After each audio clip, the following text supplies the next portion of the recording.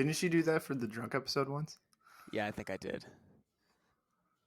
Is that before or after you climbed on the ladder? Might have been during for safety, but the thing is that helmet is 1970s Packers. Uh, so that's like they wore it in that '70s show because they were from Wisconsin. When someone was like stupid or did something dumb, they would make them put on that retro Packers hat of like, you dunce. So maybe I Is that shouldn't because wear you're it. an idiot if you wear one of those? Yeah, no, because they were so bad in the '70s. It was like, you suck. So the equivalent of a Vikings helmet nowadays. Uh, yes, that chance skull. Well, welcome to another episode of Mouthguard. I am Hickey, joined with David Lighting. David, we're doing a Monday this week instead of a Tuesday. How's your Monday night going? It's going great. This is, I think I texted it to you earlier today or last night, that we officially have football every single weekend until the Super Bowl, if you count the Pro Bowl as football. Which we don't. We should. Can we address that real quick? Actually, since we're talking about it, definitely not on the rundown. Should the Pro Bowl just be a congrats? You got the honor of being voted into the Pro Bowl. Now, just enjoy your off season in peace. I would be a fan if it was just a skills contest, like when they used to do like the Yeah. long ball. The quarterbacks would just be ripping it. Have some like pass drills, catch drills, agility drills. I think that would be way more cool because you get the players more in like a relaxed element too, and I think the fans would enjoy just seeing them, like just seeing guys be dudes type thing. Right. Well, it's like you think about the other ones. Like baseball's All-Star game is actually kind of relevant because it does have meaningful outcomes depending on the result with the home and away in the playoffs or the World Series. And then the NBA All-Star game is sort of a joke, but at the same time, you get to see a full array of athletic abilities and cool dunks and things like that. And that gets, people excited.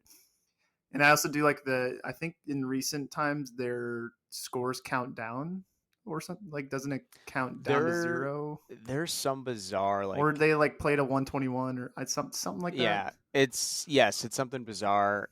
Did it have something to do with Kobe? That's probably way wrong. This is why this is a football show, not a basketball show. Yeah, I but have no it used to be idea. like 175 to 160 after 30 Yep. quarters or something. Yep. The NHL All-Star game, they keep trying new stuff, but guys aren't out there decking each other. I mean, sure, a puck might fly a certain direction and hit you or whatever, but for the most part, it's pretty safe. But then you get football, and it's like, your sport is premised on you taking another guy down to stop the movement of the ball. And just things are going to happen sometimes. Like offensive linemen can get rolled up on, you just get hit in a goofy way. And it's like, guys just don't want to risk it. And I don't blame them because it's just supposed to be for fun. But then you also just like, if the defense doesn't try, then it's just going to be 90 to 87 after three quarters.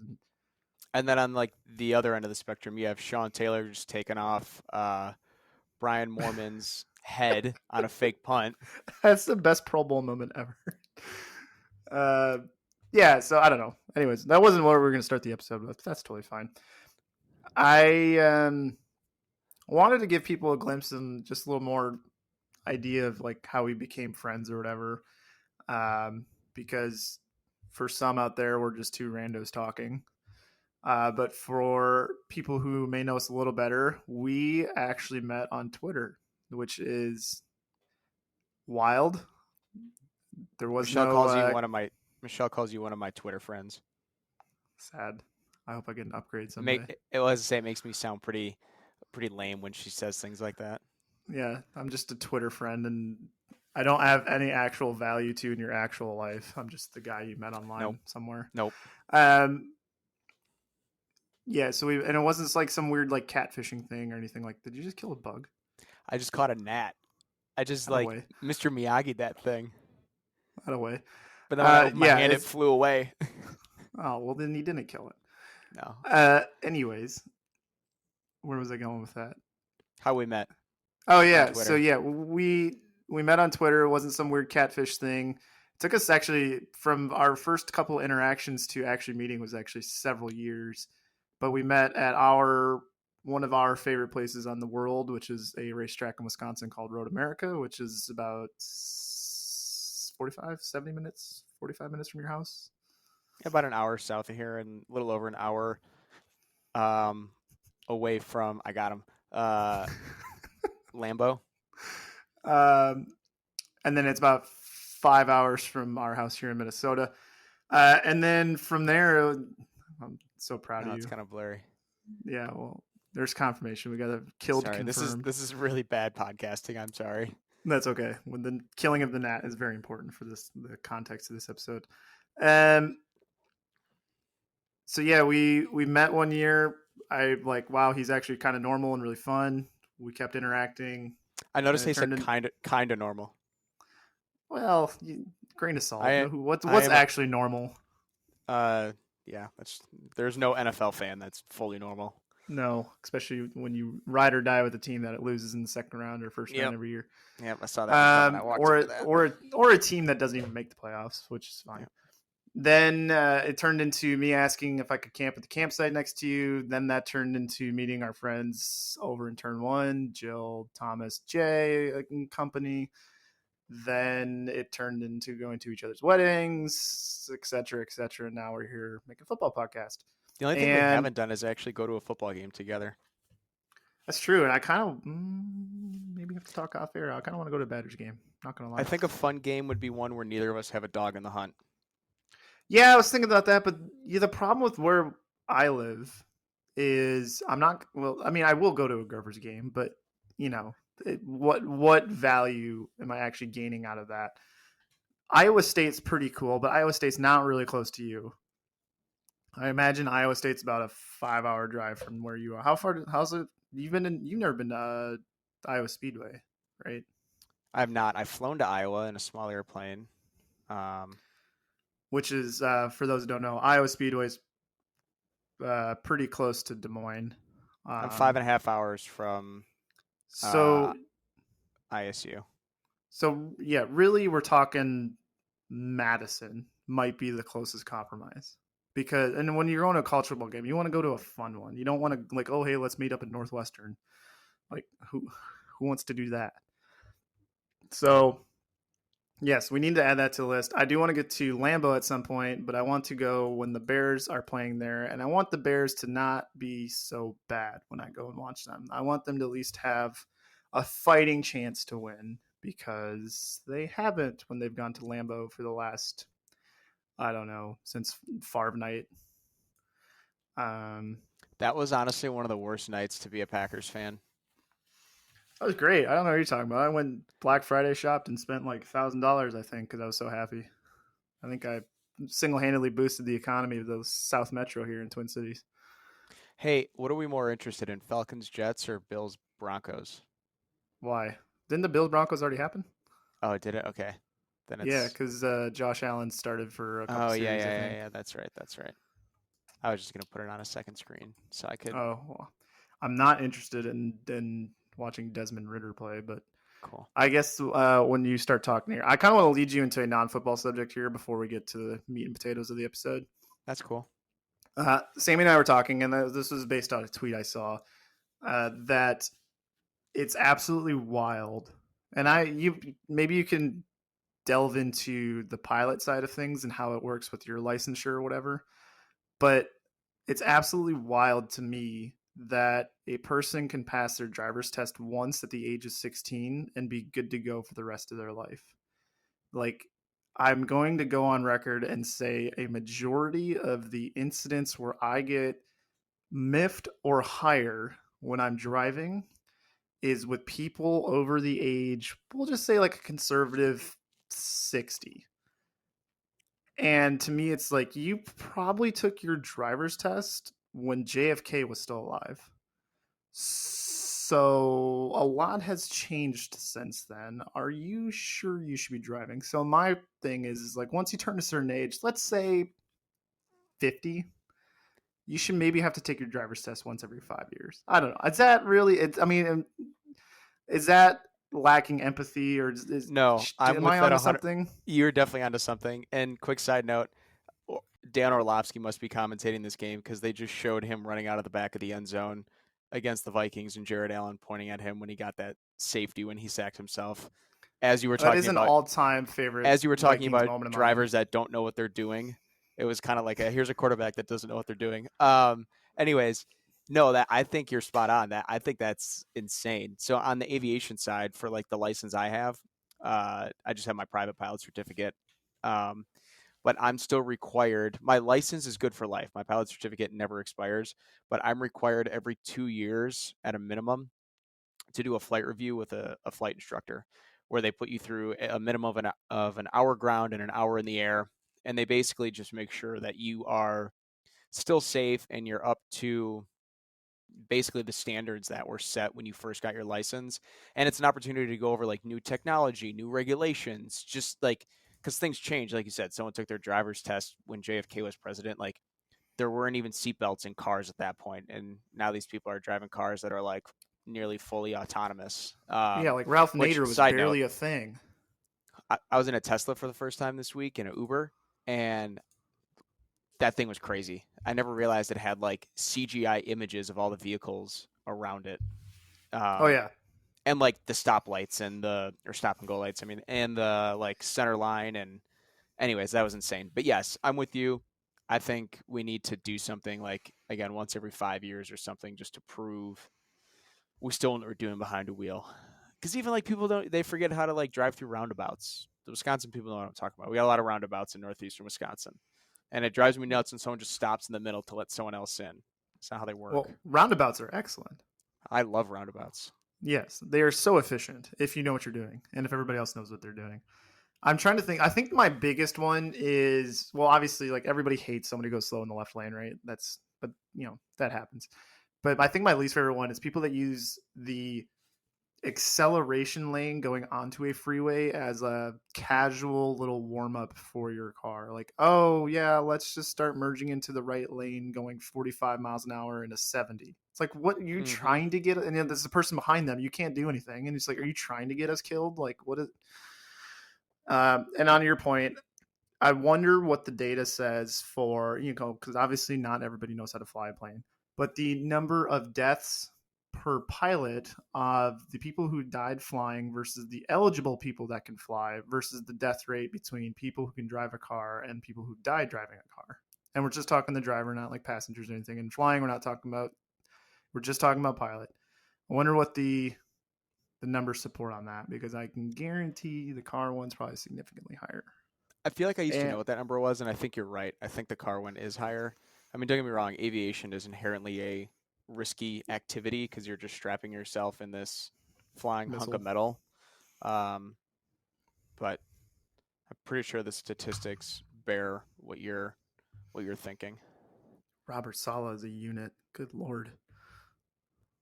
I would not want to get in a bar fight with him. Oh, there's starting quarterback Joe Flacco. First play of the second quarter for anybody who's like reference backs. Oh, that's not even Flacco. I apologize, Joe Flacco. That was Mike White, the I'm one about 20 time. seconds behind you, but yeah, The Sala is a unit. Watch this Mike White throw here. It's like too high, 5 yards behind the guy.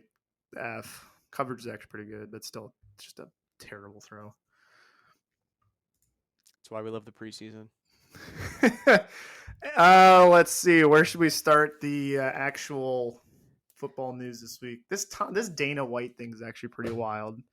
For those who didn't see it, Dana White disclosed who's the I think the president of CEO or president of the UFC. I think he's Revealed in friends a with press, I think he's friends with Jay Glazer. but he said it in a press conference. Okay. So he said in a press conference that Tom Brady and Gronk were like an inch away from joining the Las Vegas Raiders in 2020, but then that fell through at the last second. I think it was because of something to do with probably Gruden or Mike Mayock at the time. And it's funny because Brady once commented about a team that was really close to signing him, but then backed out. And he said, I think it was on a podcast somewhere, he said, you want to stick with that mofo, except he didn't say that. And now that we can connect the dots, he was referring to Derek Carr. So, what do you make of all of this kind of random out of left field news bit that came out this week? I think it's just hilarious to live in an alternate universe where Brady and Gronk end up on the Raiders, and then John Gruden gets fired, half the team gets arrested, and they somehow and then they somehow like still make it to the Super Bowl. That's what gets tickles my funny bone. But man, poor Derek Carr, dude's just catching strays left and right. Yeah, I don't think Derek Carr is like the greatest thing since sliced bread. I don't think he's terrible either, and I think he's a pretty good dude, and he's just getting shit on nonstop. yeah. I was thinking about that. He was up for the Mouthguard award this week, but it's like it wasn't even his fault. He was just probably just living his own life. Checks Twitter and goes, "Oh my god." So kind of feel bad for him a little bit, but But I could I don't also see know. Derek Carr being the guy that doesn't really use the internet and has no idea this is even a story. I don't know if his he. I think he's pretty active with Tay on Instagram, but I think that's about it. But I don't know. That would have been kind of wild, and also means that the probably meant the Packers would have won the Super Bowl in 2020. Then, right? Wait, was it after? No, so this is after New England, so it would have been. Oh, for some reason I thought it was the gap or not the gap year. For some reason I thought it was last year. Wow, when you put it that way, yeah, it hurts even more. Then he would probably Damn just had to it. beat Stafford at Lambeau, and like who can't do that? No, it wouldn't even been Stafford. He wasn't even on the Rams then. Oh, you're right. He would have been Goff.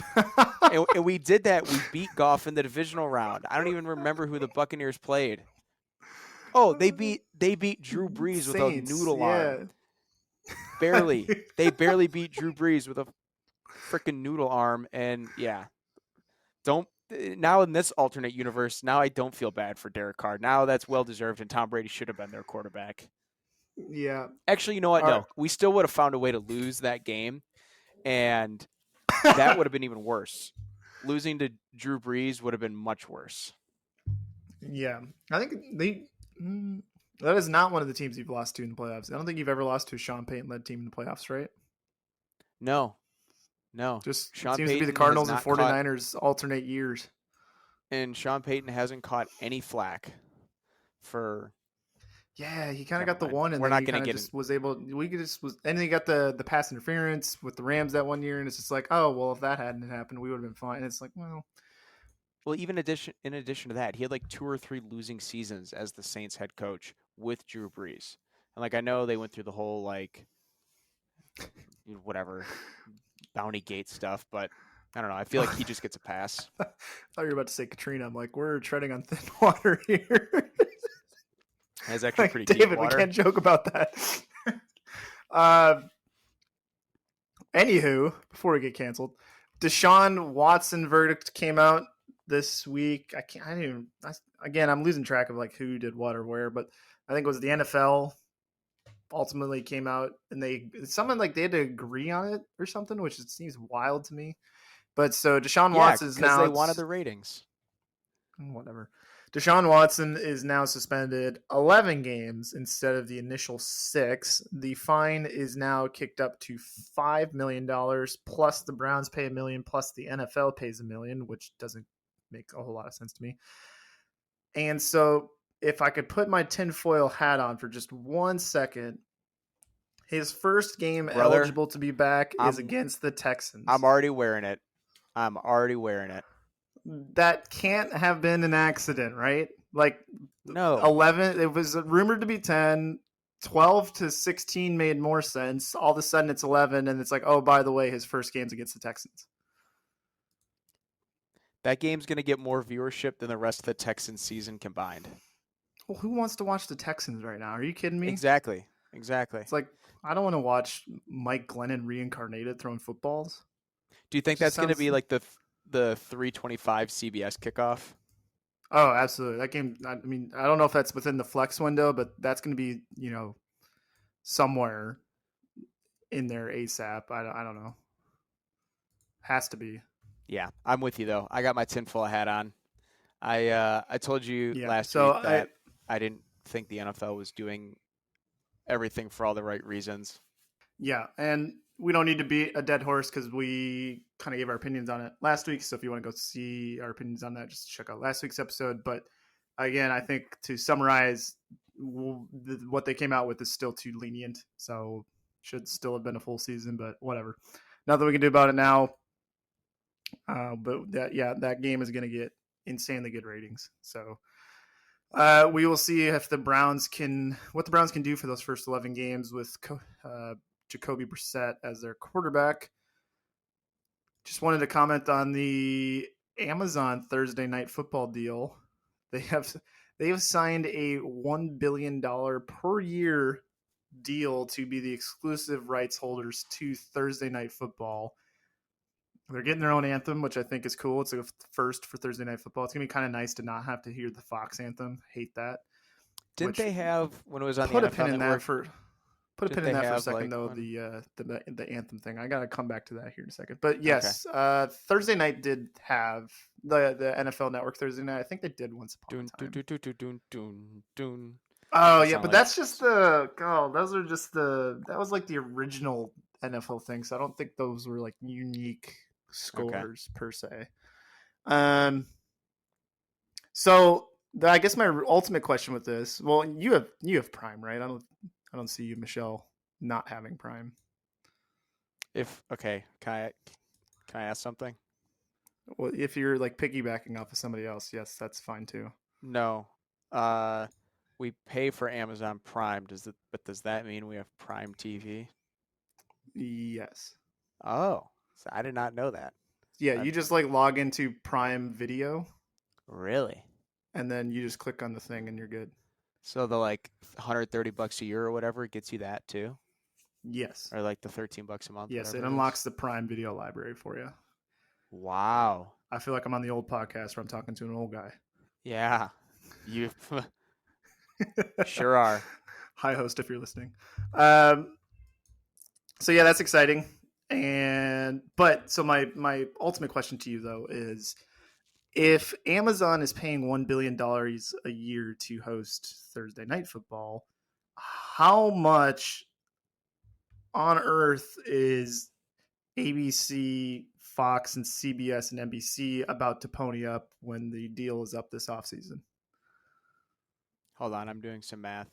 And or Apple TV Plus when they do the new Sunday ticket package. Because to me, these numbers they're thrown out, and we'll get to the next one here, college football related here in a second, but the numbers they're thrown out just boggle the mind.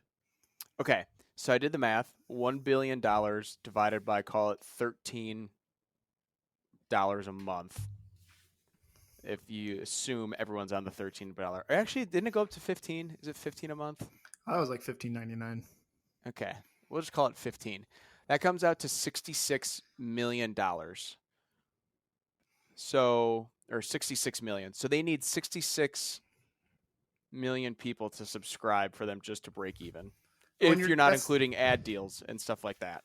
Well, and it's wild when you say that because you're also, for Amazon, talking about shipping. You're talking about the things like the Terminal List and other Amazon exclusive productions that they make that they have to pay for. I mean, I know Amazon is doing just fine, but they are literally it's kind of them investing $1 billion just to bring people to their website to it was $1 billion a year. Hold on. Yeah. So that means you need to have 66 million subscribers at minimum. It might actually work out better. Yeah, you need 55 million because if you do, 55 million per year. 55 million that stick with you for the full year. I mean, $1 billion to Amazon really isn't. It's like you and me tipping $5 at a restaurant, but decimal dust. Yeah, but still, I think the larger ramifications for that to like the other areas of the NFL to me just kind of blow my mind. Especially when it's like, Thursday Night Football used to be like, oh God, like the Jets and the Browns have to play each other. What should we do with them? Let's just put them on Thursday night and hope nobody watches because they're embarrassing each other. And it's like, they do have some pretty good matchups this year. I checked, I think the first one's the Chiefs Chargers, which is going to be sick. I wonder if the Vikings Patriots game is going to be on Prime then for the Thanksgiving because it's the night game, probably. Fox always has the Lions no, they actually alternate, don't they? Yeah, CBS. Fox always has the noon game or 11 a.m. game Central Time. I thought CBS they switched always has the. No, Because Fox always says. the Bears played the Lions not too long ago, and Jim Nance was doing it. Yeah, but the Lions don't always have the. Oh Yeah, they yeah, do. the Lions always have the 11 a.m. Yeah, game. yeah, they do. I'll bet my life on that. Yeah, you're right. They Um, always do.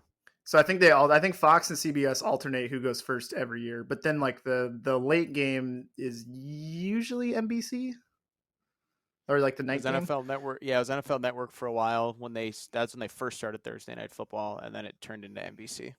I was thinking today while I was watching Liverpool lose that I thought it was wild that NBC Sports Network isn't a thing anymore because like now everything's just on USA.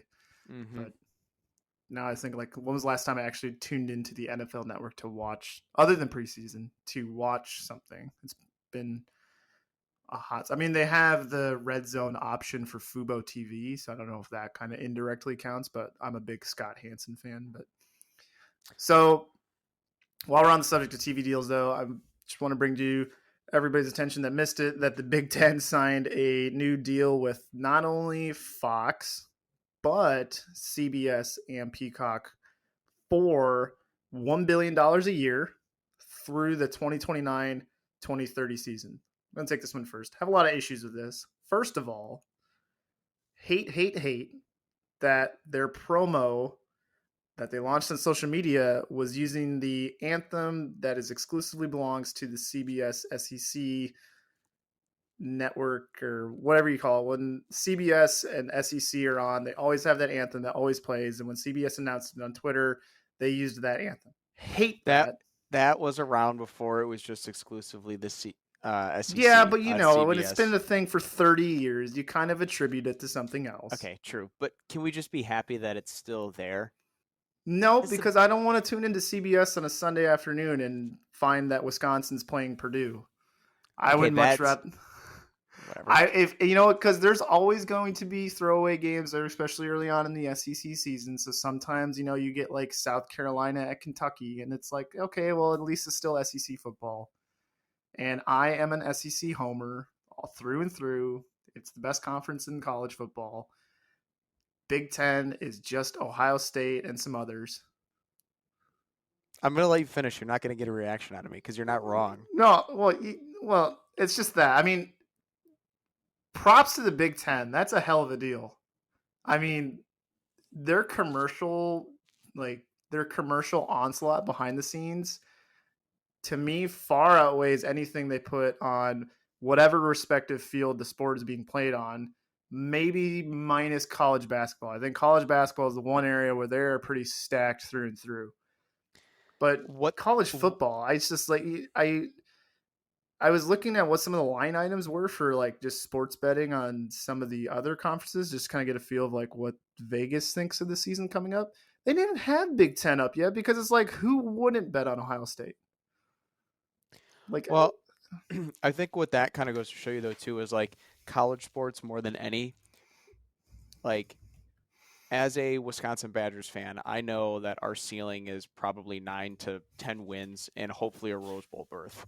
So like I think college football fans for the most part are pretty okay, rational is not the right word because no football fans are rational, but they get where the teams can go and people are just so you know diehard for their specific teams that once they graduate and they move across the country, like it doesn't matter if Purdue barely breaks 500 every year or if you know the Wolverines consistently lose to Ohio State until this last year. Like the grads are still going to tune in. The people from the home state that weren't smart enough to get into that college are still going to tune in because they're loyal to that team. So I don't know. It doesn't really surprise me because that's just kind of how like Big Ten schools are in the Midwest. Like look at Iowa. What else is there to do other than be an Iowa Hawkeye fan in the fall? The drink harvest is done. Everclear. But you know what I mean? Like you're talking about a part of the country where there's literally nothing else to do for the most part outside of college football. Yeah, I get what you're saying.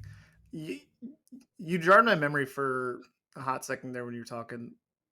We talked about what's going to happen to the Pac-12 or whatever, especially if USC and UCLA leave. What's going to happen to the Rose Bowl? I don't know. I don't want to think about it. Because that's historically, if it's not used for one of the Final Four games, is Big Ten versus Pac-12. Yep. Didn't even think about that. So whatever. I could see we're going to get to a world where that just turns into one of the playoff games every year, if and when the Pro- playoffs ever expanded.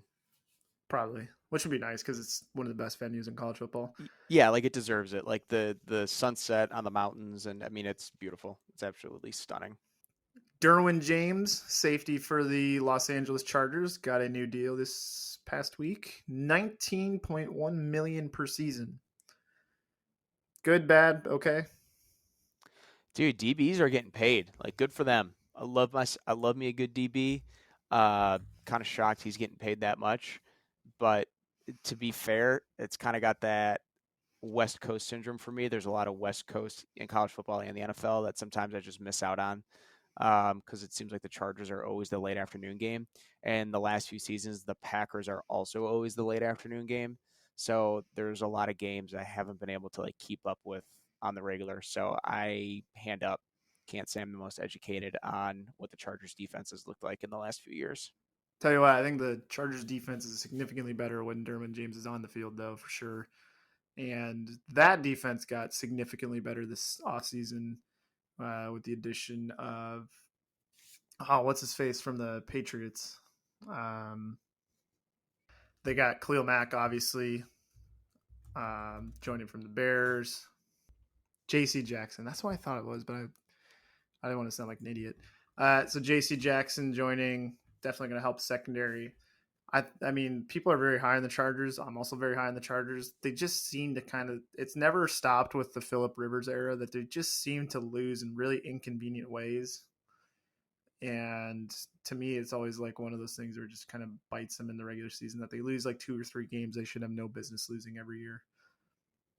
Well, I think what's going to happen this year too, especially in that division, is people are high on the Chargers, people are high on the Raiders, people are high on the Chiefs, and now Denver's got Russ. Like I think that division might just eat themselves from within. Yeah, I mean, it's going to be, and they have to play the NFC West too. So, like, as to use a soccer term, we're going to get the LA Derby this year, which I'm pretty excited for. Rams versus Chargers in LA. I wonder who I know someone gets counted that as a home game. I can't remember who that is though. Either way, there's going to be more Rams fans there. Yeah, no matter what. I mean, that could be another topic. There's no reason the Los Angeles Chargers should be in LA. Just going to go out and say that on a limb. I definitely think the stadium was a Qualcomm Stadium in San Diego was kind of a dump, even though it was built not too long ago.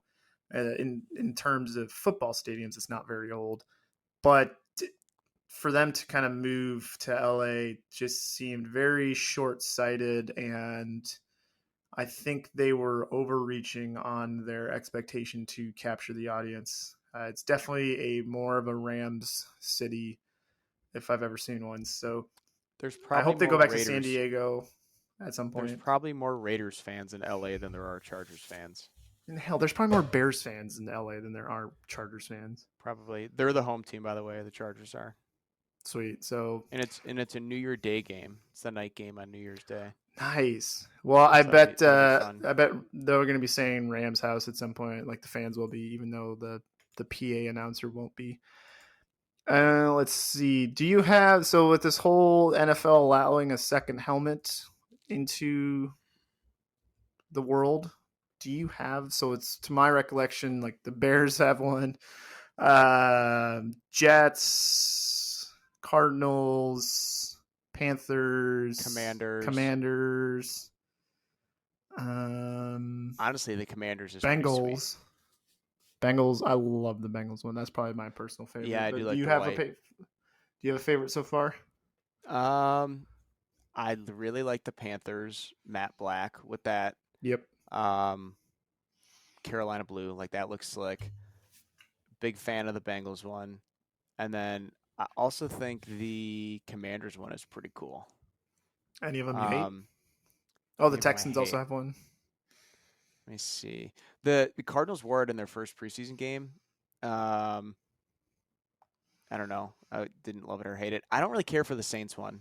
The Saints is just a black Oh, helmet Saints with have one. yeah, it's the black helmet with like the gold how do you say that? Fleur de whatever. How do you say it? What their logo is? I sound really dumb. Oh gosh, I don't speak French, even though I'm an LSU fan. Fleur de I something could say go. or something, whatever. But then they have it almost looks like a Oregon Ducks helmet from like 2013, like the Yeah, design down the middle of it. So I don't know. I think yeah. theirs is a bit past its prime. I don't really care for the Saints. I love the Jets, the matte black with the Jets, and the green face mask is really sick. So actually, yeah, Well, Jets. The Bears is pretty terrible though, right? Matte orange. Well, it to me the sheen doesn't match the jersey. Like it's like okay to do matte black because like it's black and black pretty much matches anything else that's black. But it's like if you have a matted orange going against like a bright orange, it doesn't seem to work for me. I feel like it's gonna be. Is this gonna be like Color Rush 2.0, where like it's hard on everyone's eyes the first time they watch it? Yeah, but I just wish they went with like a white helmet. I think that would have been Yeah, a lot better. yeah. White always looks clean. Um, so we're excited to see if any more teams come out with that. It is a good commercial opportunity, especially when you're selling those like mini helmets. But I'm still Yeah. waiting to start my mini helmet collection one day. On the kind of a more sad note, so there was a youth football game in Texas, and Aqib Talib's brother shot and killed somebody at that game after a disagreement. And so, the reason we're bringing it up is actually Aqib Talib was slated to be on the Amazon broadcast team for Thursday Night Football, and unfortunately is now stepping away to deal with that matter. So, not a good situation there, but I was listening to some of Talib's analysis on, I think he was a little bit of college, a little bit of NFL last year, and thought he did a good job. So it's kind of bummed to hear that. So hopefully everything is okay there with his family. I know it's probably a tough time for them. Let's Yeah, that's a see. bummer. I did enjoy him on TV, but I get man's got to do what a man's got to do. Just a crappy situation. Yeah. So one thing we want to introduce into our episodes is actually some corrections from last week. So after listening to the episode and kind of getting a chance to digest what we were saying, because sometimes we miss stuff in the moment, we just wanted to issue some corrections based on some things we said from last episode. So first correction was Calvin Ridley did not actually bet on the Falcons last year. So when referenced against the Deshaun Watson suspension, kind of makes it actually strengthens David's argument a little more that he was suspended a whole year for not even betting on his own team. So still ridiculous that he got a full year for that. I called him Elgin Jenkins. It is Elton Jenkins. I My I told bad. Matt I told Matt I was gonna let him run that one into the ground because I was hoping the listeners were gonna hold his feet to the fire, but then I was like, it probably makes me look bad if I don't correct it. But Matt still caught up before I did. But So I was excited to see how long that one was gonna go. I was gonna try to sorry, bring him up in the episode today just to get you to say it again, but clearly sorry you've to caught burst. it. Sorry to burst your bubble, and I'm also sorry to any Packers fans I might have offended with my ignorance.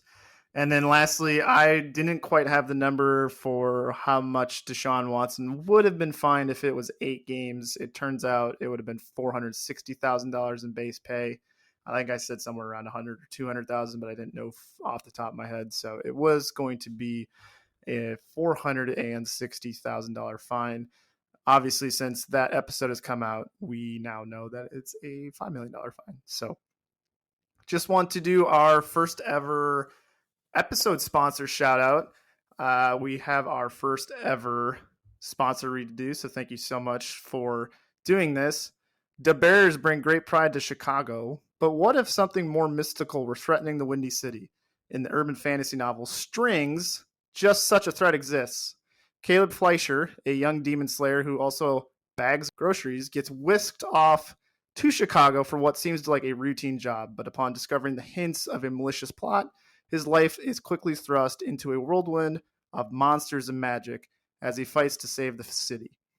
Featuring magic combat against frightening monsters, a found family, and even Soldier Field, Strings is the perfect book for those who love a tense action and emotional turmoil. You can find Strings online on Amazon, Barnes & Noble, and any place books are sold. Just search for Strings, book 1 of the Winter Saga.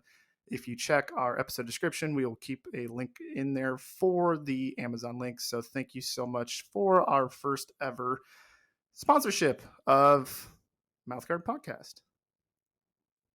Do we want Appreciate to that. talk about the Bears and Packers before we get to some fan questions? Let's do it. Well, this is technically the Bears and Packers section, but if anything relevant from the division happens, we will also mention that here. Two things about the Vikings I want to mention. First of all, their new GM, I think his first name is Kwesi, said that back on July 25th that he admitted that their team doesn't unfortunately have a Tom Brady or Patrick Mahomes under center. He said that those comments were taken out of context. I'm trying to figure out what the appropriate context for those comments were. There is none.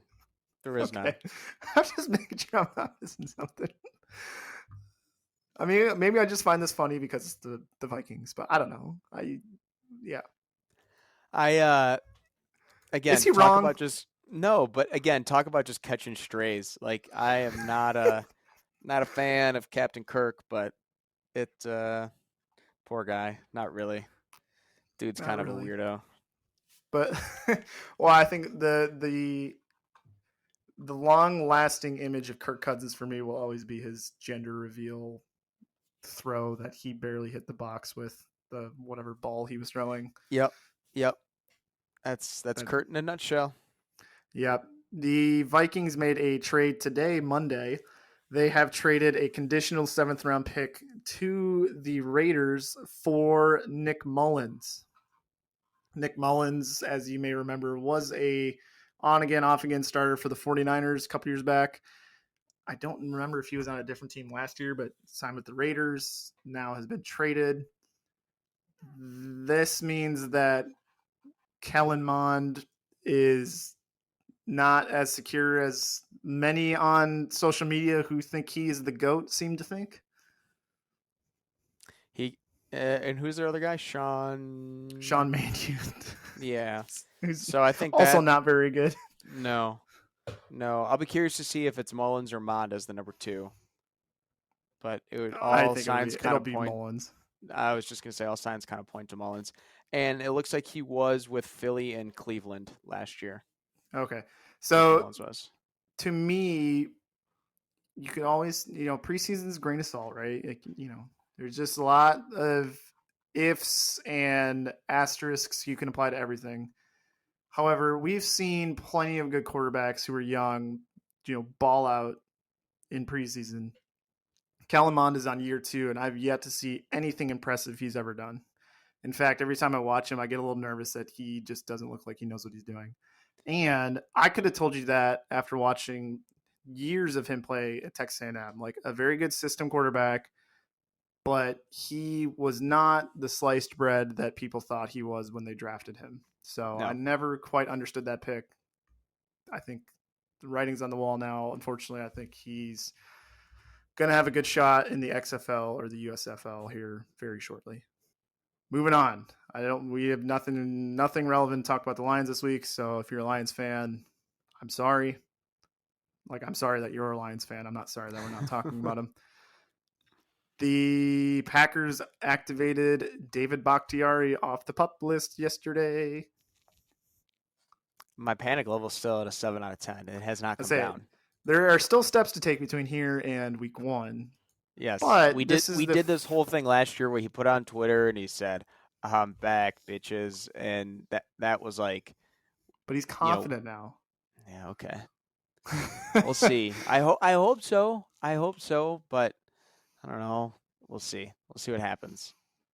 So yeah, I mean, it's a step, but it's not quite there yet. And I think the interesting thing for me to watch is he going to be the David Bakhtiari that we remember? Or is he going to be like the Orlando Pace, really kind of on his last couple of limbs out there, kind of just fumbling around, but not actually the same Orlando Pace that we remember?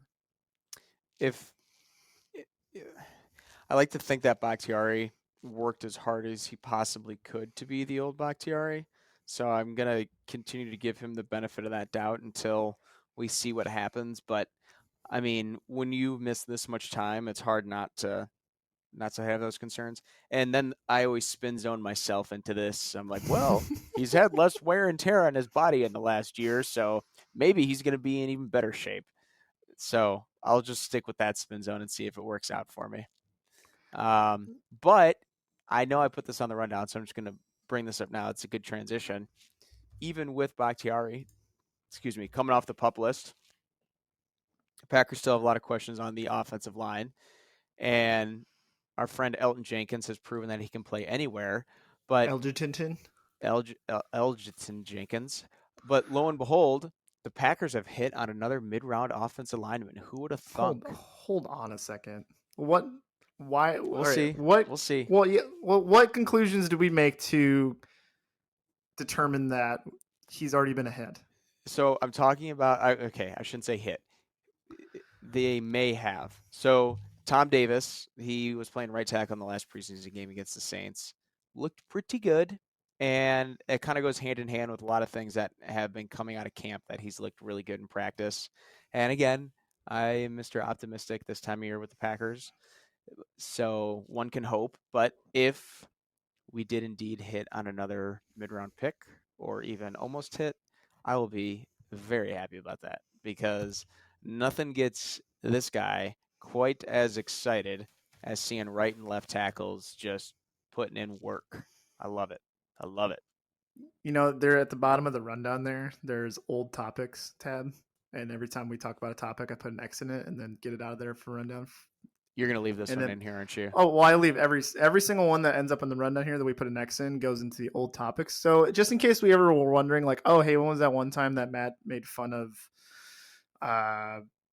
the Big Ten's deal with, you know, all the networks that just signed for $1 billion a year? We could be like, oh, what episode was that? Oh, that was on episode 2. Let me go back and listen to episode 2. So I am going to definitely put that Tom Davis one right there in the old topics, and we're going to revisit that one day. Hey, you know what? If he's all pro, then I'll come back and be like, you know what? You got that right, buddy. Hey, I'm not saying he's going to be all pro. I'm just saying you know, he looks okay. He looks okay. Looks okay. All right. I don't have too much on the Bears this week. I did watch their preseason game against the Seahawks. We looked okay. It's okay. So here's my thing with the Bears, right? We just went through, so, you know, 2018 is basically our glory year for the last 15 years. It's like the only thing we've had to refer back to for happy memories. What are the two things you remember most about that season? Khalil Mack and just our defense balling out as a whole. But to me, like, Khalil Mack was amazing. Roquan Smith was amazing. Eddie Jackson was amazing. Prince Amukamara, lockdown. He had that was one of his 2 good years for the team. Eddie Goldman was just a wall. I'm trying to remember who else was Leonard Floyd might have been on that team. I can't remember if he was a Ram at that point, but he played pretty well. And then, yeah, I mean, obviously we lost in heartbreaking fashion because, you know, can't beat Big Dick Nick in the playoffs. It's just not possible. As one's mind often does, I just kind of think about the bookend of that season. Week 1. See, to me, it's like, I had a bunch of people text me. But I do think that defense was legit. Also, one of the best parts about that year, underrated parts about that year, was the fact that that the Packers were so bad that season. It was amazing. That's the year you guys clinched the division against Green Bay, right? Yeah, and we had rally towels, and I distinctly remember you being offended by the fact that the Bears had rally towels with 3 weeks to go into the season. Yeah, I thought that was pretty extreme. I do remember that. So yeah, that was good. I mean, obviously, week 1 wasn't good, but it started great, and then I thought we hurt Rodgers, and I was like, holy hell, it's all happening here, and then we blew it. It's pretty typical. But we recovered well through the season. But then, yeah, I had a bunch of people text me when you know, double doink happened, and they're like, I'm so sorry, or like, haha. It's like, dude, I was just happy to be in the playoffs for once. Like, good Lord, it's been years since we've had anything close to this much fun end of season. So and then it was all for and then Nagy Coach of the Year, which is the biggest fraudulent thing I've ever heard in my entire life. That's when Club Dub was the big thing too. Oh, that was great. Vic Fangio should have been Coach of the Year, not Nagy. Yeah, I as a Lover of all things Green Bay and a hater of all things Chicago. I have to imagine that was a fun season. So not because we're talking about Chicago Glory years, but have you seen what's trending on Twitter right now? Usually something that's trending on Twitter for me doesn't. Kyle Pitts. Oh, it's been on everything. Uh, no. Some guy in a Yankees hat took a straw and shoved it through the center of his hot dog, put the hot dog in his beer, and is using the hot dog as a meat straw for his beer at a baseball game. I And see that Twitter's now. blowing up about it right now. There's like 4 or 5 accounts that have just tweeted about it, and it is. Oh, so he pokes a hole into his. Oh, this is wrong. Also very suggestive. It, and does he take a bite out of it when no, he doesn't. He's just sucking right on it. Oh my gosh. Well, last week we talked about beef and pork and chicken, and beef did win the poll on Twitter for those who are curious. But we may have to ask Twitter if this is big brain or big stupid. I'm gonna lean on big stupid. I don't like there's certain things there's certain things that belong in beer, like olives, or depending on the right beer, an orange slice. Sometimes Right? pickles. Hot dog doesn't really float to the top of the things that I would want in a beer. Okay, So, if we were ranking worst things to have at a live sporting event, drinking your beer through a hot dog is probably number 1 on that list. What drinking a is beer through a hot dog while watching the Lions. Okay, fair. Wearing khaki pants and a jacket in the middle of August also. What is this trending as on? Is it just hot dog straw or what? I see someone says this glizzy straw is a violation. Another account says the glizzy god. Another one says, "What's wrong with this man?" Glizzy god. There's Oh shit. what's this one say? That's an L for Yankee fans. I'm sorry, I don't make the rules. Life sentence. He's No probably like a parole. Cubs game too, which is probably the sad part. Yeah. So what's your so that's worst live stadium snack. What's your favorite? Food, My not drink. favorite food at just a stadium. Yeah. I Could be mean, football, could be baseball. I'm Let's such a let's go ahead. I'm such a plain ass that I just love like Sheldon peanuts. Let's say yours. I thought yours was gonna be like cheese fries or something. Oh, I mean that's no okay. I'm a snob when it comes to those though. Like I don't want to go to somewhere and have like whiz cheese on my half baked fries. Come to Lambeau, baby. Why is it shredded cheese properly melted and broiled? I'm sure it is. I've never had them, but I'm sure it is. Well, now you need to do a scouting report because I'm not I actually going to will. come to Lambeau and I have will. those if they suck. I will. What about you? I used to be a huge fan of like the stadium nachos you could get with like all the toppings on them, like the jalapenos and the meats and stuff. They But should serve those to you in your helmet behind you, like oh, they they do at should. baseball games. That's a good Everybody idea. gets a souvenir helmet. But now I would probably say, honestly, just a really good brat with some onions on it. Like, I See, love a good brat. you say Just that did not make our list of pork things that would have been exiled. That was that's also true. that's That's also true. like that and bacon would be like the two things I would miss the most. Yep.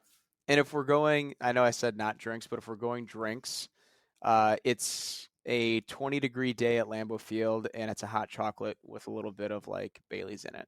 That Oh, I just hate Bailey's. that just like or whatever kind of booze you want to add to your hot chocolate. Well, But I those actually have just never enjoyed a so booze smooth. in any hot chocolate. Like we used to do, or someone used to do peppermint schnapps in college.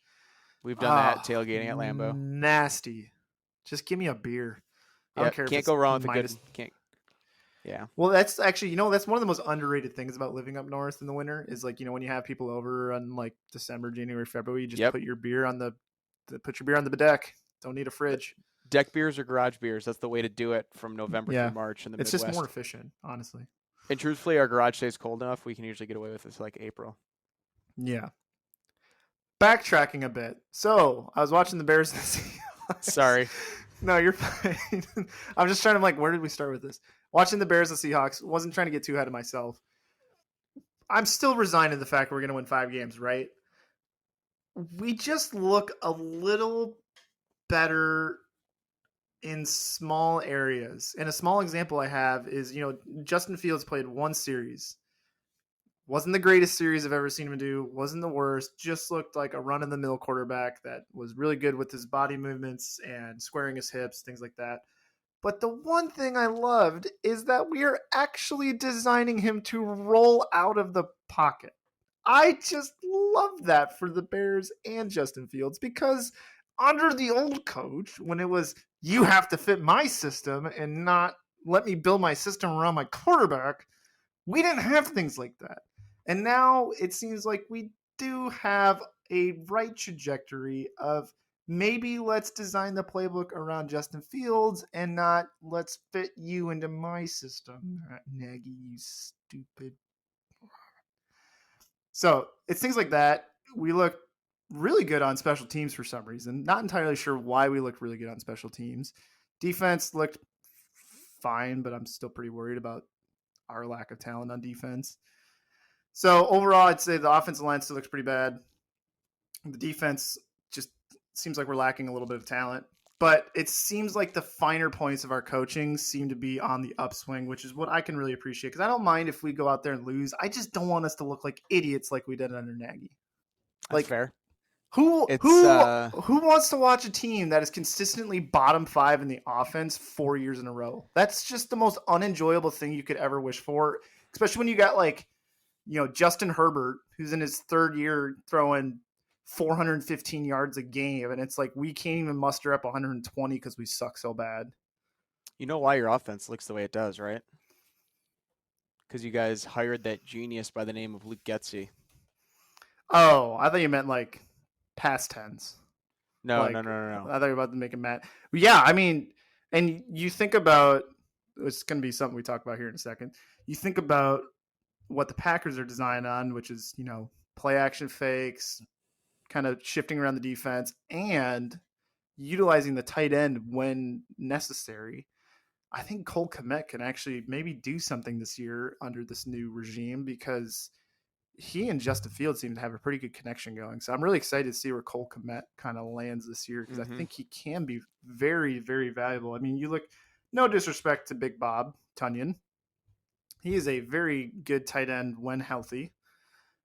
But I think we'd be kidding ourselves to think he'd be like a top 5 tight end in the NFL. And he looks very good in that offense. Yep. So, no, I think you're right. It will be fun, even again as a Packers fan. It will be kind of fun to see how that offense comes together. And I'm kind of looking at, I'm now looking at Luke Getsy's career highlights. He was the MAC championship game MVP in 2005. There you go. I think he should be a head coach of our team now. That's grit right there. It is. A little bit of action going on. Yep. One thing that I forgot to highlight as Packer colors in the rundown that I wanted to ask your opinion about is, first of all, what are your thoughts about former Packer and Viking Greg Jennings? Like him? Don't like him? Okay. I have the utmost respect for everything he did as a player for himself and this franchise. I think that his opinions on Rodgers are probably based in some truth somewhere. I think he's a terrible play-by-play or color commentator, I should say. And I think sometimes I just get tired of him saying the same thing over and over again. I don't have hate for him like a lot of other Packers fans do, truthfully, because I think because of that, we forget just how awesome he was when he played here for both Favre and Rodgers. But I do think his takes on Rodgers just get a little bit old. Yeah, because I bring him up because he made some comments back in February to Fox, said, quote, Aaron Rodgers has been a very selfish guy, like, period. I get it. He's at the end of his career, and so it's like, okay, I'm going to take whatever I can take. But you can't do that and want to win. How are you going to try to win? I get it. You guys got to look out for themselves, but in looking out for yourself, you cut out the legs of others. And I don't think he's totally wrong. He's not wrong, but I am not the biggest Aaron Rodgers guy. And to act like Aaron Rodgers is the only quarterback looking for a payday, I think is a little absurd. So Yeah. Greg Jennings seems fine. I think he looked a lot better than he needed to because of his quarterbacks, but He neither did here have nor some there. he did have some just clean grabs though here and there. Like, Yeah, yes, I the mean, what was quarterbacks helped him a lot, but you talked about when I was there at your house last? Didn't you mention like some awesome snag he had in the Super Bowl? mhm. The good old days. Yes. The good old days. The days we yearn for. I am trying. The last thing I want to touch on before we move to some fan questions is I was trying to find this quote from Barstool Big Cat talking with Aaron Rodgers. Did you happen to check that out this week? I did listen to the interview. Which quote? The quote where he talks about, yes, the Bears suck, but the highlight of my year is watching you guys choke in the playoffs. Yes, and then he talked about how he sat in his car for 3 hours and Yes. listened to ESPN Wisconsin after the game, and it My was so buddy painful. Waffles sent me that. Oh my God, I was dying. It was so painful because I was listening to it like, damn, I was one of those people that was like, blow up Lambo. The cold weather advantage doesn't mean anything anymore because I was just so irrational in the moment. Yeah, because he said, it's funny. And like, there are instances where I can't stand Rodgers, and there's instances where I think he's like the funniest guy ever. And one of those is when he's done like these Barstool or Pat McAfee or whatever. I actually enjoy kind of listening to his insights because he's a lot less filter, more like who he is as a person. And he asked Big Cat, "Is it tough for you that some of the like biggest moments the Chicago Bears have been involved in the last couple of years is me beating them?" like he's not wrong, but also ouch. So But the thing I'll say about that, and that I really respect, and I think Aaron's been very public about this, is yeah, the rivalry's been pretty one-sided for the last 15 years. Um, but I think he does a really good job of trying to keep it a rivalry. And as much as like it probably pisses off some Bears fans, like I love that because it hasn't been the like most neck and neck rivalry. So it's enjoyable to have, someone at least trying to keep that fire lit because I really appreciate that. yeah, but then Big Cat coming back and saying, "Well, it's not as funny as watching you guys lose in the playoffs over here." That got me uh, right into my soul because I agree with that wholeheartedly. That despite the Bears always sucking, we at least have that to fall back on. All right, if you ever Can want we talk to, about? some, oh, go ahead. Can we touch on one other thing? I don't know if you saw this. Um, did you see the Kayvon Thibodeau knee injury on the Yes, low block from Thaddeus Moss? I just want to know your thoughts don't on that. slander Thaddeus Moss. Hey, Any I just asking for your thoughts. No, there's a flow chart. All right. Were they a 2019 LSU Tiger? Yes or no? Yes. Don't slander them. No. Okay to slander. My thoughts about the low block on the Giants' first round pick is If for those that didn't see it, so Thaddeus Moss blocked Kayvon Thibodeau on I guess it would have been the right side of the offense line. He pulled that way and cut him quite low, and Thibodeau's got a knee injury. I don't know if we know exactly what the. sprained MCL, so out 3 to Okay, 4 weeks. okay. Yeah, it was a cup block, and if I remember, was Thibodeau coming from the left side? Yeah, I Or believe sorry, not so. Thibodeau. Thaddeus Moss, was he coming from the left side of the Well, so formation? Like Thibodeau left was coming side. around the left edge, and then I think Moss was cutting back from the left tight end position to the right side. Yeah, so he came across the whole formation. Yes. Okay. So my thoughts are, for me, it's hard to call it a dirty play if it's technically legal. Now, does that mean the rule needs to be changed? Probably, but I'm not going to sit here and say that what he did. It's like if I was Thibodeau, I wouldn't want that done to me, and I would be kind of angry that that happened to me in a preseason game. But at the same time, you can't technically punish Moss because he technically didn't do anything wrong. Nope, I agree with you. In a lot of ways, it reminds me of the old crackback blocks.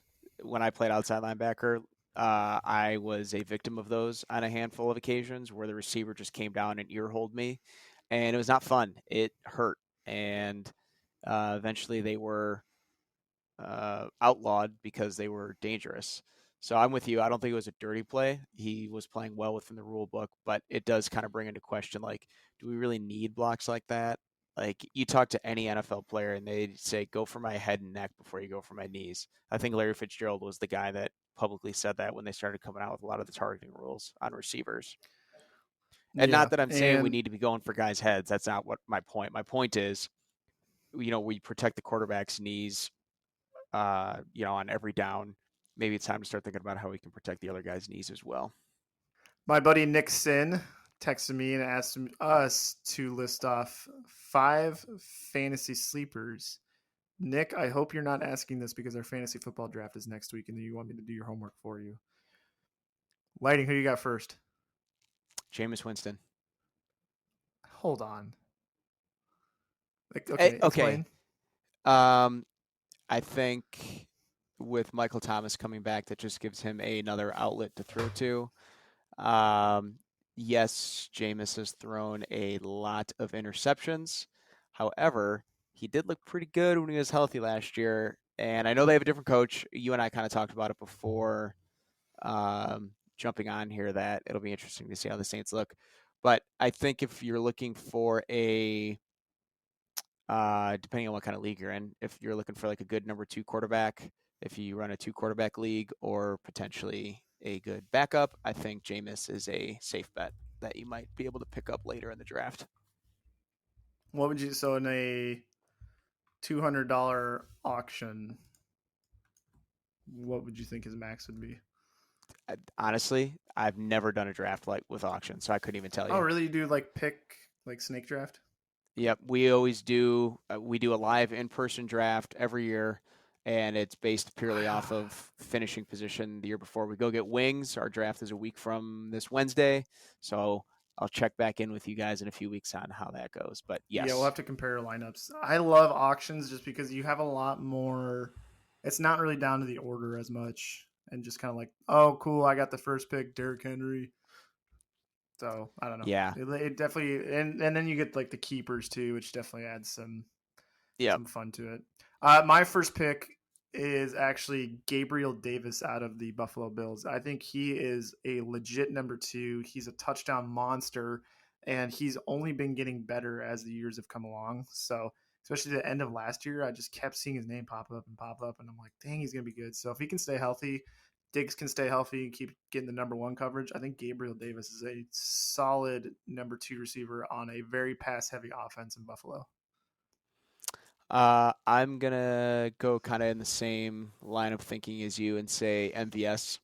That's kind of my somewhat of a homer pick since he was with Green Bay for the last few seasons. But I think MVS now with Patrick Mahomes, he was only getting better and better. If he can stay healthy, I think MVS could put up some big numbers on that Chiefs offense.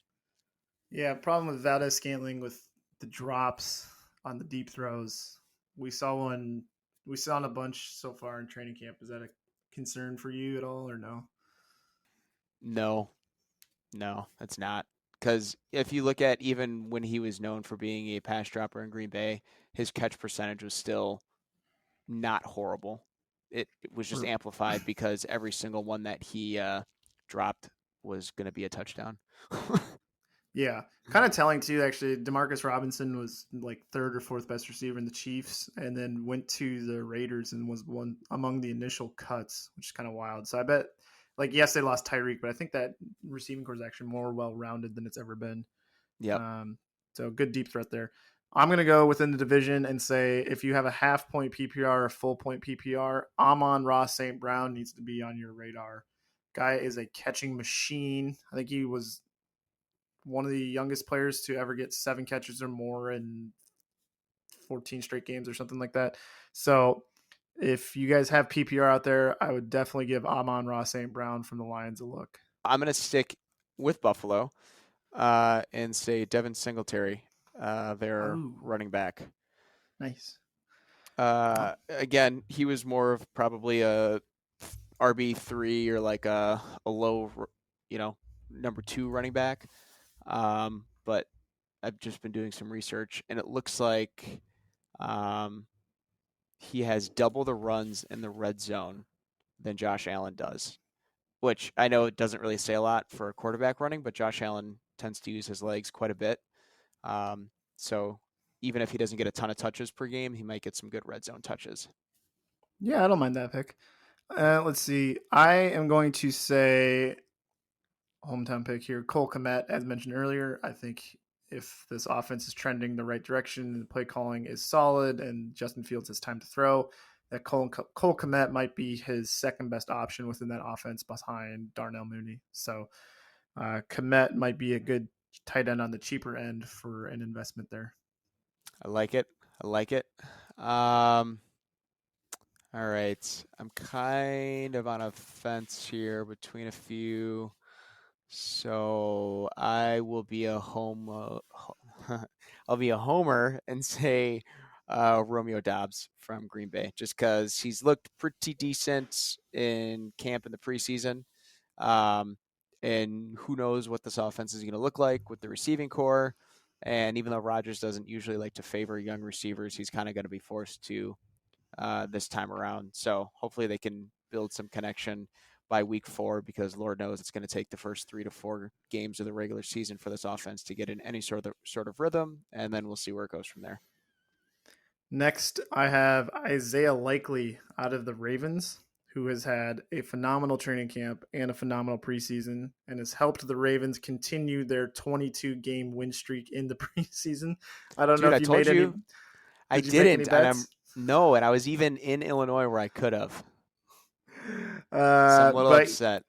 his last game, he had 8 catches, 100 yards, and a touchdown, and he just seems like a monster out there. I know they have Mark Andrews first, but with a run heavy team, they're likely to use 2 tight ends more often than not. So I like the chances of them using him a lot more than we would think. He's a rookie out of Coastal Carolina. Honestly, never heard of him until training camp started, and man, he's been looking very good. My this is my number 5 pick, Rondale Moore from Arizona, with DeAndre Hopkins suspended and Christian Kirk now out of town. Um, I think he's going to play a bigger role in that offense. Christian Kirk. So I guess Rondell Moore is going to get paid $17 million a year eventually here. Hey, Christian Kirk was always a good late round pick for me. So if Rondale Moore picks up where he left off, I'm not going to be mad about it. And Javonte Williams out of Denver. I think the rival Russell Wilson's only going to make his potential for points go up, and I do think he's going to get the starting job there in Denver. So I think he's going to be primed for a pretty good season. Next question from my buddy Calvin Curtin wants to know, for not fantasy football, so we're talking salary cap and whatever, are expensive running backs worth the investment in football? So we're talking like if you have a running back, you want to pay them, let's say conservatively 12 million or more a year. That counts against the salary cap. Do you think that is worth it for a running back in today's game? I think it depends on who the coach is, because we've seen Mike McCarthy just abuse Ezekiel Elliott's big contract in Dallas. Um, Which is his last year in Dallas. Like, there's no way they're going to keep him. there's not. You can't justify it. But on the flip side, we've seen a guy like Elvin Kamara be well worth the contract. Now we'll see how long those legs stay underneath him, but I really do We'll think see it how depends long on he's this. not in prison. Yeah, yeah. Dude, I forgot about that shit. I forgot about that until you Um, just mentioned his name. yeah. That Wow, I he's totally forgot about that. under scrutiny and potentially going to legal issues right now. We'll say. But yeah, I do think it just depends on the coach and what kind of scheme, what kind of offense you run. Like the Packers, the offense runs, no pun intended, runs through the run game. So they kind of do it by committee, although they did pay Aaron Jones some decent coin.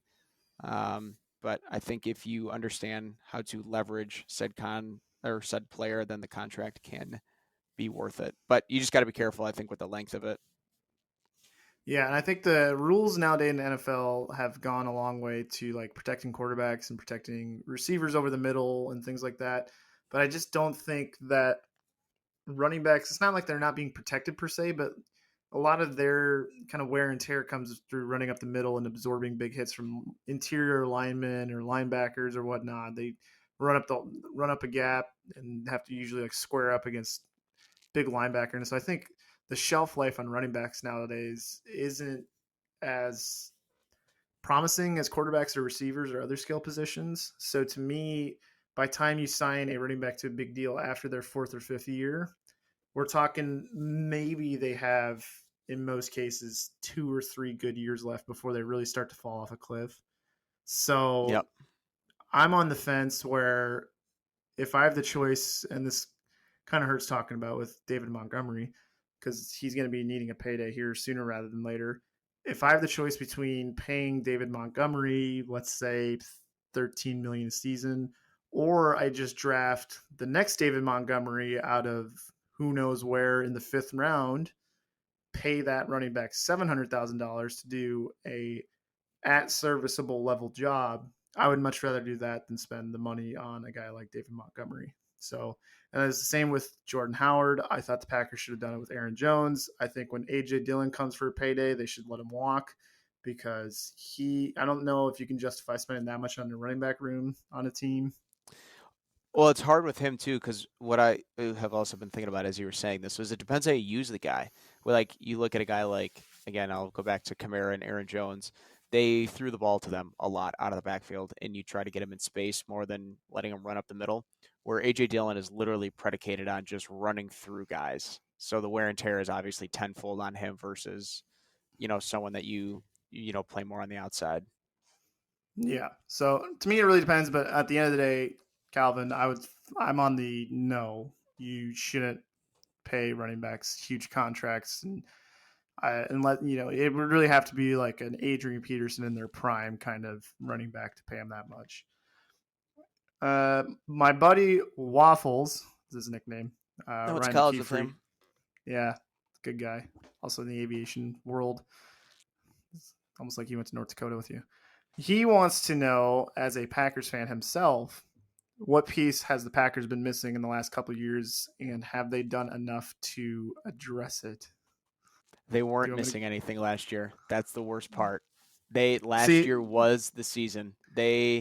Yes, you can say the special Well, teams was they were the missing weakness special last teams, year. yeah, Yes, yes, and they've and a hired the roof. best. Uh, don't get me started. Um, I'm team keep Lambo as it is, but that's a different discussion for a different day. Um, but no, they literally had it last year. They had the MVP quarterback. They had arguably the number one receiver in the NFL. They had a two-headed monster in the backfield. They had a tremendous offensive line despite not having their starting left tackle, and they had every single defensive player back for the playoffs, and they held the team to essentially 6 points if you take away the blocked punt. So my answer is uh, they had all of those pieces other than special teams, um, and I don't know where they go from here.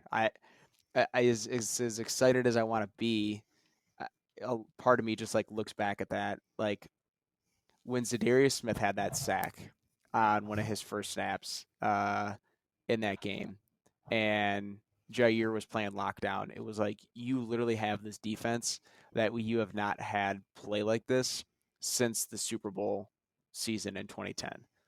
And that had always been the missing thing. That's what was holding the Packers back was the defense. And then the year that the defense finally shows up in a big, big way against who we both think is one of the best NFL coaches in Kyle Shanahan.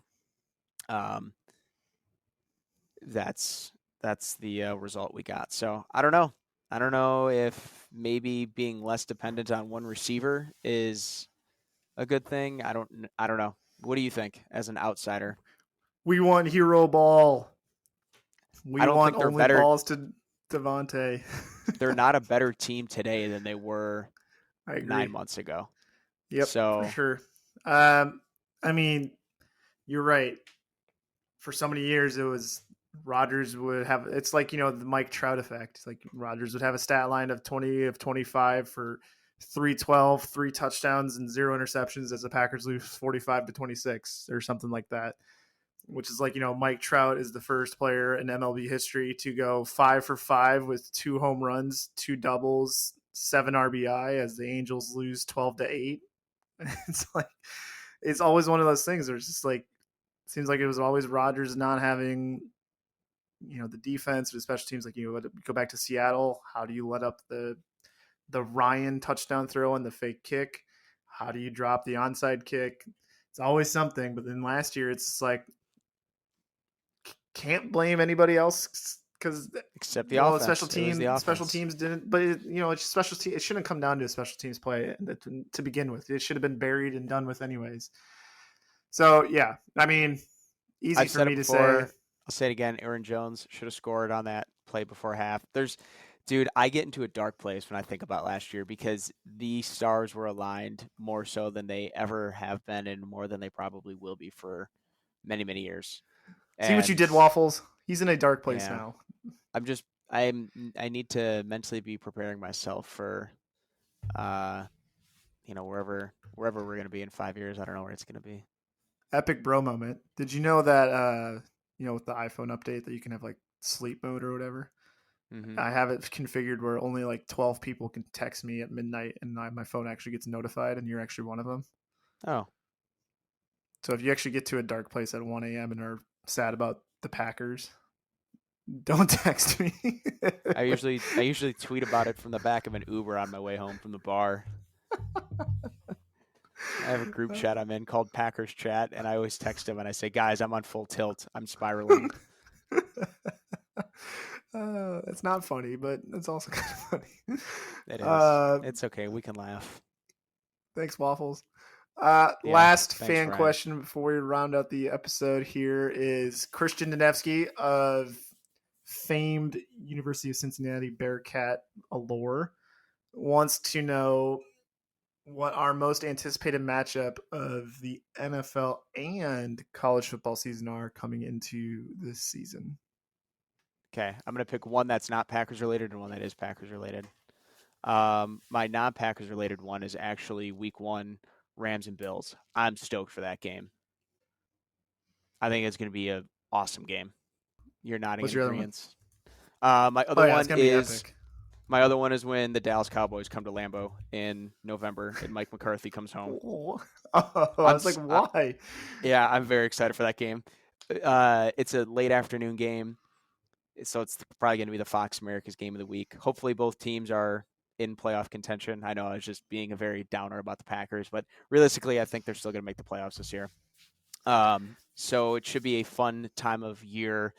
And as much hate as Mike McCarthy has gotten, I think he is going to get a warm welcome back in Lambeau. Just my 2 cents, because time has, I think, healed some of the wounds that people felt, and I think enough people within the Packers organization have said good things about him. So it'll be kind of a cool moment. And one of my good friends in town here's a Cowboys fan, so we're going to try to get up to the game. Any college football ones? Do your NFL ones, and let me. I want to double check the college schedule. I'm going to start with my college one first, actually. I am two in particular I'm really looking forward to, but one for the first. It's kind of hard with college football because there's technically like 2 first weeks. Like some teams play a week before everybody else. I don't know why. But Notre Dame rolling up into Ohio State for their first games of the season is going to be epic. I think Ohio State's going to wax them. But I still think like those kind of matchups early on, to me, there's a couple others that I might mention if I don't want to steal your answer, but there's a couple other non-conference ones that are going to be epic that I'm really looking forward to. On the NFL side, 2 non-bear ones I'm looking forward to. I'm really looking forward to Chiefs at Buccaneers for rematch the Super Bowl. Want to see if Mahomes gets his revenge on Brady. Also, 2 weeks after that game, Bills at Chiefs for a rematch of their playoff game last year. I think Josh Allen is going to throw for 500 yards that game because he's going to be so pissed off about how that game ended. So I'm really looking forward to that one. And then on the Bears side, I'm really looking forward to the Bears playing the Patriots because I want Justin Fields to go out there and rinse Mac Jones. And I think Mac Jones is a serviceable quarterback, but I think he's one of the most overhyped players in the NFL. And I think Justin Fields is leaps and bounds better than him throwing the ball, athletically, all of the above, et cetera, et cetera. So I want Justin Fields to make that a statement game for the year. I can get behind all of those. And now that I'm looking at the college football schedule, Notre Dame and Ohio State will be a lot of fun, especially as a Big Ten fan and someone who believes Notre Dame is kind of indirectly should be in the Big Ten. I also think that Alabama and Texas is going to be fun, just Yep. because I want to see Texas get embarrassed. Why? uh, They're back. yeah, we'll see. But that, and then the other big non-conference game is Georgia Oregon, which will be fun too. Yeah, one I forgot to mention was Alabama Texas A&M after the war of words that coaches Jimbo Fisher and Nick Saban had with each other in the Oh, offseason. I think that's a good one. that's gonna be a lot of fun. But they play every year anyways. But it's still gonna be a lot of fun. LSU opens against Florida State in a neutral site, and I think LSU should have no problem. Florida State, I still think, is in a little bit of shambles, but we'll get to that kind of closer to those games. Fortunately, I didn't mention the University of Cincinnati, but I'm sure they're going to. Well, they lost a lot of talent, but they go to Arkansas. Was that week 1 or week 2 or whatever? That'll be interesting. I'm really looking forward to Arkansas losing and then being SEC sucks because we get that. I mean, like they were pretty pathetic in the bowl season last year. Like you take away Alabama and Georgia, and the SEC didn't perform very well in the bowl season last year. SEC as a whole was kind of pretty weak last year, though. Auburn wasn't very good. LSU wasn't very good. Florida wasn't very good. South Carolina wasn't very good. Arkansas was like hit and miss. Kentucky was hit and miss. Texas A&M was hit and miss. Ole Miss hit and miss. I would say hit and miss. They were good, but Tennessee has talent, but hit and miss. Kentucky, Tennessee, Ole Miss last year was so wild when people were just like ready to murder Lane Kiffin. Two more that I just looked at. Oklahoma, Nebraska will be fun, not because the teams are really good, but just because it's kind of an old school Big 12 rivalry. Oh God, Nebraska's getting embarrassed. And then Penn State, Auburn will be fun too. Just good old Big 10. Oh yeah, SEC. They already did one of them. See, I'm kind of bummed we don't get to host. We lost. And we have Clemson at Notre Dame. That'll be fun as well. Just because last time Clemson Notre Dame played, it was fun. So I hope it's fun. The independent schedule does have its perks, and having games like that is always fun. I remember when they hosted Georgia; that was a lot of fun. All right, do we have anything else before we get to the get that man a Mouthguard? I'm good. All right, get that man a Mouthguard this week, which again is based on something ridiculous that happened where they're getting a lot of flack, and in our opinions, deservedly getting a lot of flack. This week is, since you just mentioned them, Nebraska's head coach, Scott Frost, who was quoted to the media this week for talking about his conditioning and practice for his players, was bragging about the fact that his offensive linemen oftentimes throw up 15 to 20 times per practice. The optics on that are so horrible. I don't understand how you can go to the media, say that, and be like, we're doing a good job as an organization. We are the best interest of our student athletes in our decision making when it comes to practices. To me, I would take a step back and be like, if your players are throwing up 15 to 20 times per practice, they are either A, being severely outworked and their bodies are telling them to stop, or B, are severely dehydrated in some sort of capacity, and you're not doing a good enough job, like nutritionally or fluid wise or something. And C, your practices are probably verging on cruel. Like, I'm all for like pushing players to limits, and getting a guy vomit here and there is fine, but 15 to 20 times seems very excessive. And what does that do for your recruiting? Yeah, like, do you think if you're, oh yes, my best interests of my future lie with Scott Frost and going to vomit 15 to 20 times a practice? Like, I don't think that's exactly someone. I was like Barstool or whatever was like, raise the banner. Yeah. Our recruits throw up 15 to 20 times practice. And I want to know, like, is it one guy puking like 3 or 4 times? Yeah. Is it like hyperbole, or was there an exaggeration here? But if it is that, that's, it's not like it's not the brag that you thought it was going to be. So no. I think he's walked back the comments a little bit, but still it was just a terrible look, and kind of summarizes the Scott Frost tenure in Nebraska, unfortunately, which has been not good. No, not. But ugly. That was 90 minutes. We did pretty good this week. We did good last week, but man, we got a lot covered. So next week your draft is Wednesday. All right. Well, next week we draft fantasy football, but it's gonna be after our recording. So we'll just kind of cover the same old news, and then we are going to be doing a preview episode the week after. So we got the whole season to look forward to, and we're really looking forward to the season starting. And like Lighting said, we got football every week until mid-February, so we're excited. So anything else, Lighting? I think that's all I got. Who plays this weekend? Who is in like week 0? What's a week 0? Isn't that what they call like the? Oh, the last preseason. Well, for some reason, the Bears always plays the Browns every preseason. I don't understand why, or if that's just some like historical context thing I'm missing. But we always play the Browns in the preseason. So, of course, our last game is this Saturday. I'm not even sure if Justin will take the field, to be honest.